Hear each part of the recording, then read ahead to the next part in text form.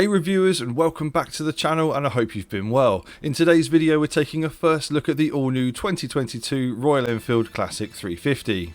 Hot off the heels of the mighty Meteor 350, for 2022 Royal Enfield have released the Classic 350.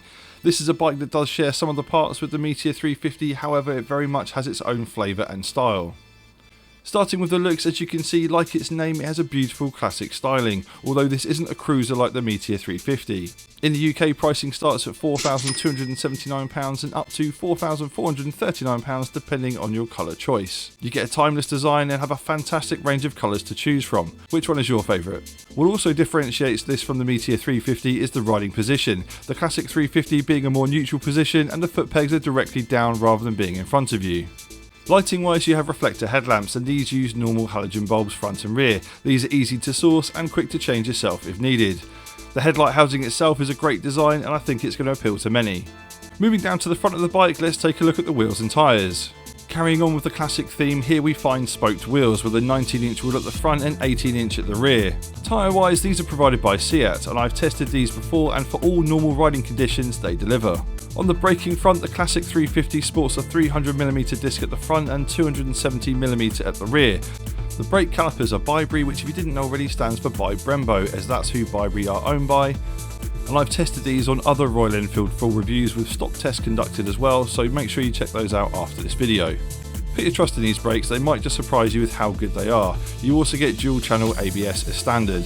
Suspension wise, you get 41mm telescopic forks at the front and twin shocks at the rear with 6 levels of preload adjustment. This setup is very similar to the Meteor 350, and I've done a full review on that bike already, and I can tell you, even for a big and tall guy, the handling is great and the suspension works well. But I will be doing a full review on the Classic 350, so stay tuned for that one. Now moving on to the engine, this does use the same cracking air oil cooled 349 single cylinder from the Meteor 350. It has an excellent soundtrack and produces 20.2 horsepower at 6,100 RPM and 27 Nm of torque at 4,000 RPM. This model does have the balancer shaft, which means not only does it go well and sound great, but it's also very smooth to boot. If you wanted to know what this sounds like, then I'd recommend watching my Meteor 350 full review after this video. I'll link it at the end. For the frame, it's a twin downpipe tubular design, and fully fueled this bike weighs in at 195 kilograms. Seating wise, you get rider and pillion seats as standard, however the pillion seat can be removed too if needed. The rider seat height is 805mm, and here are some pictures with the pillion seat removed. Tank wise, you have 13 litres on this bike and it can do well over 100 miles per gallon. Being conservative here, I can say you can easily get 200 to 250 miles from a full tank, however this would depend on riding conditions and riding style. Transmission wise, it's a 5-speed, 1 down 4 up system, and the Classic 350 doesn't use the hill shifter from the Meteor 350. It's a standard setup, but it works really well and the position is comfortable even for taller riders. Lastly, let's take a look at this dash. It's a mixture of digital dials with an LCD screen for rider information. I have to say that I'm a fan of this layout and I think it has everything that you need.